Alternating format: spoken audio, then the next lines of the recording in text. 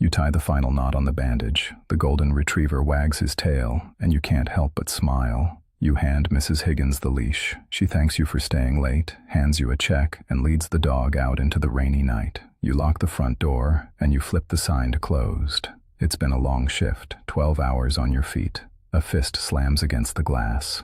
You look up. A man stands at your door. He's soaked, shivering, wild-eyed. He isn't holding a leash. He's holding a friend. The friend is slumped over his shoulder, one arm dangling limp, the other pressing a red towel against his stomach. The towel is soaked through. You can see it dripping onto the sidewalk, mixing with the rain. You wave them away and you point to the hospital down the street. It's only 4 blocks away. They have real doctors there. You're just a veterinarian. They have real equipment and real medicine. The man shakes his head. He pulls a pistol from his jacket and he taps it against the glass. You unlock the door. They stumble inside and suddenly your quiet clinic is in chaos. Mud on the tile, water pooling by the door, and blood on your clean floor, leaving a trail from the entrance to the exam table. The gunman kicks the door shut while you help hoist the injured man onto the table. It's a bullet wound. You tell him you fix broken paws. You give rabies shots. You remove ticks and trim tails and tell old ladies their cats need to lose weight. You don't do this. You've never done this. The gunman doesn't care. Fix him. That's all he says, but you understand everything those words mean. Fix him or join him. You look at the wound, then you look at your cabinets. You don't have human medicine. You don't have the right tools. You don't have training for this, but you have to try. You grab a tranquilizer meant for horses. It's strong enough to drop a 1,000-pound animal in 30 seconds. You do the math in your head, calculating the dose for a man. You pray you don't stop his heart. You pray you got the numbers right. You inject the line. The man groans. His eyes roll back. His body goes slack against the table. He's under. You have maybe 20 minutes before he starts to wake up. You work fast. You clean the wound. You find the damage, and you stitch him up with heavy blue nylon, the same you use on Great Danes and German Shepherds. It will leave a jagged scar, but he is alive. The gunman watches the whole time. He doesn't speak. He doesn't move. He just watches. When you tie the final knot, he steps forward. He reaches into his jacket and pulls out a thick envelope, then tosses it onto the patient's chest. "Keep your mouth shut," he says. "Buy yourself something nice." He carries the man out the back door. You don't help them. You just stand there, hands shaking, watching them disappear into the alley behind your clinic. The door swings shut. You're alone. You pick up the envelope. You open it. You count the bills inside. $5,000. Cash. You don't know what to do. Part of you wants to call the police. Tell them everything. Show them the blood on your floor and the money in your hands and let them handle it from here. But the clinic hasn't been doing well lately. The bills are piling up. The rent is late. You're trying to save for your daughter's college fund, and every month you fall a little further behind. And these guys don't look like they forget a face. You saw the gunman's eyes, cold and calculating, the kind of eyes that remember everything. Reporting them could lead to problems, the kind of problems that don't get solved by calling 911. You mop the blood off the floor, you throw away the rags, you hide the money in the back of your filing cabinet behind the tax returns nobody ever looks at. You tell yourself it's a one-time thing. 3 nights later, your phone rings. It's 2 in the morning. You're half asleep on the couch, the TV playing some old movie you've seen 100 times. It's a number you don't recognize. You answer it. The vet who works late. "I heard you do good work." You don't say anything. You barely breathe. "A friend of mine needs help." Same situation as before. Double the pay. You should hang up. You should call the cops right now. Tell them about the phone call. Tell them about the money hidden in your cabinet. But you think about your daughter again. You think about the tuition bill sitting on your kitchen counter, the one with the red past due stamp in the corner. You give them the address. The second patient is a woman. She's hurt badly. You clean the wound. You stitch her up. 47 stitches in a neat, careful line. When you're done, her partner hands you an envelope. You don't count it until they leave. $10,000. You start keeping. The back door unlocked on Tuesdays and Thursdays. Word spreads. You don't know how and you don't ask, but it does. A man with a shattered kneecap shows up on a Tuesday. You set the bone with a splint meant for Bernese mountain dogs, wrapping it tight, telling him to stay off it for 6 weeks. A woman with burns on her palms comes on a Thursday. She says she grabbed something hot. You don't ask what. You just wrap her hands in gauze and give her antibiotics meant for chickens. They all pay cash. They all leave through the back door. They all know better than to ask your name, and you know better than to ask theirs. But here's the thing. Here's the thing that lets you sleep at night. Most of them aren't criminals. Yes, every now and then you're dealing with someone dangerous, someone whose eyes are too cold, whose hands are too steady, whose wounds tell stories you don't want to hear. But mostly, you're helping people who just can't afford a hospital. A construction worker who fell off a ladder and doesn't have insurance. A mother who burned herself cooking dinner and can't miss work for a doctor's visit. Regular people with regular problems and no way to pay for regular solutions. You're doing good work. At least that's what you tell yourself. You buy new equipment for the clinic, sharper tools, stronger lights. You tell your ex-wife the clinic is finally turning a corner. She doesn't ask questions, she just nods and says she's happy for you. You put a deposit down on your daughter's first semester. 3 months pass. You've made more money than the last 2 years combined. The filing cabinet is stuffed with envelopes now. You had to start a second hiding spot behind the water heater. You start to feel good at this. Not proud exactly, but capable, needed. Like you finally found the thing you were meant to do. That's the first mistake. It's a Thursday. You finish with a patient around 2 a.m. Dislocated shoulder.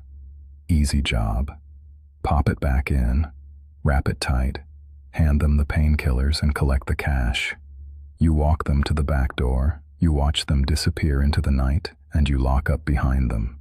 You grab your keys, you head out to the back lot where your car is parked. You notice the black van too late. It's parked in the corner of the lot.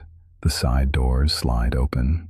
2 men step out, big, silent, moving with the kind of purpose that tells you they've done this before. One of them puts a bag over your head. Everything goes dark. They shove you into the van. After a short drive, they pull you out. You hear a door open. It smells like a real hospital. They walk you down a hallway. They push you forward and you stumble into a chair. Someone cuts the zip ties. Your hands are free, but you don't move. The bag comes off. You're in a room with glass walls. Beyond the glass, you see medical equipment that looks more expensive than your entire clinic. An operating table in the center with a body on it. A man in a suit stands in front of you. "You're the vet," he says. He turns and points. "That man needs help." You look at the person on the table. You recognize him. Everyone in this city would. He's the man who owns the ports. He's the man who owns the police. The man who owns everything that moves through this city after dark. The crime lord. He seems very sick. You shake your head. You tell them you can't do this. You explain that you fix dogs, cats, the occasional wound from someone who can't go to a hospital. But this is different. This is beyond you. The man in the suit doesn't blink.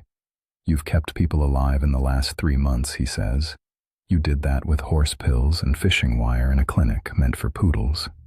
He steps closer. "This is just one more mammal." You tell him it's different. You tell him this man needs a real hospital, a real surgeon, someone who went to medical school and did a residency and knows what they're doing. "Hospitals ask questions," he says. "They file reports. They call authorities. We don't like questions." A guard steps forward. You didn't even notice him before. He was just a part of the background. But now he's front and center, and his hand rests on the gun at his hip. Mammals are mammals. Now begin. You scrub your hands. A woman in scrubs appears beside you. You step into the glass room.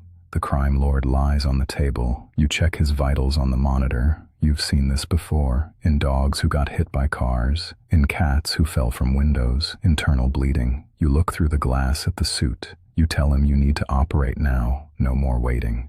He nods. The woman hands you the tools. Your hand hovers over the crime lord's stomach and you hesitate. This man has ruined lives. You've heard the stories. Everyone has. The businesses he's burned, the families he's destroyed, the people who crossed him and simply vanished like they never existed at all. You could let him die right here. Just hesitate a little too long. Call it a complication. Nobody could prove otherwise. But then you think about your daughter. Her smile, her laugh, the way she hugs you when you pick her up on weekends, squeezing tight like she never wants to let go. You begin. The next 2 hours disappear. You work fast, faster than you've ever worked before. The woman assists you. She's good. She anticipates your moves before you make them, handing you tools before you ask, adjusting the lights when you need to see better. You wonder how many times she's done this. You wonder if she chose this life, or if it chose her. Another hour passes. Your back aches. Your legs are numb. Sweat drips down your face, stinging your eyes. But your hands are steady now, steadier than they've ever been. You start to stitch him up. You tie the final knot. The crime lord is alive. You stand there for a long moment. You don't feel proud. You don't feel relieved. You don't feel much of anything at all. Just empty, hollow, like you left something of yourself on that operating table. The suit enters the room. Better than I expected. You pull off your gloves. You drop them in the bin. You tell him you're finished. You ask for a ride home. You want to see your daughter. You want to sleep in your own bed. You want to forget this night ever happened. The suit doesn't move. Soon, he says. He presses a button on the wall. The glass walls turn white. You can't see out anymore. You spin around. The door is sealed. You push against it. Nothing. You pound your fists against the glass. Nothing. You turn around slowly, your heart pounding in your chest. The crime lord's eyes are open. He looks at you the way a cat looks at a mouse. He smiles. You saved my life, he whispers. His voice is weak. You nod. You tell him you did what they asked. Now you need to leave. You have a family, a daughter who needs her father, a life that's waiting for you outside these walls. He shakes his head. A gift like yours, he says, wasted on house pets? He points to the corner of the room. You look. There's a bed, neatly made, a small desk with a lamp, a stack of medical textbooks, thick and heavy. I've been looking for someone like you, he says, calm under pressure, asks no questions, works with what they have. You tell him no. Your voice cracks. You tell him you have a life out there, a practice, a daughter who needs her father at her graduation, at her wedding, at all the moments that matter. She'll be taken care of, he says. Best schools, nice home. She'll have everything she needs. She won't even notice you're gone. You move toward the door. You press your hands against the glass.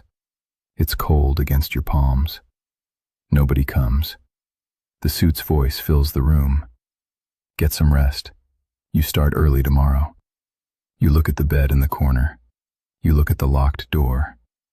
You look at the man you just saved on the table. You think about that first night. The gunman at your window. The pistol tapping against the glass. The cash on the table. You thought you were making a choice. You thought you were in control. You were wrong. You spent your whole life saving animals. Now you've become one.